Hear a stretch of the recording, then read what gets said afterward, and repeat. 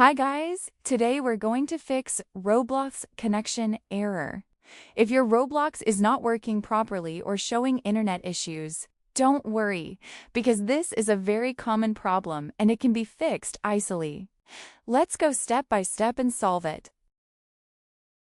First, unlock your phone and open the control center by swiping down from the top. Now, check your internet connection carefully. Make sure your Wi-Fi or mobile data is stable because most Roblox connection errors happen due to internet issues. If internet is not the issue, now open the App Store. This step is important because sometimes Roblox errors happen due to outdated app versions, so we need to check for updates. Now, go to the search bar at the bottom and type Roblox. Once you search it, the Roblox app will appear in the results.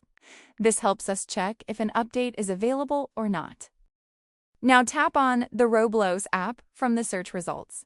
This will open the app page where you can see details and update options. If your app is outdated, this is where you will fix it. If you see the blue update button, tap it immediately. This will install the latest version of Roblox. Many connection errors are fixed just by updating the app, so don't skip this step. After updating, restart your phone once. This refreshes everything and clears temporary bugs.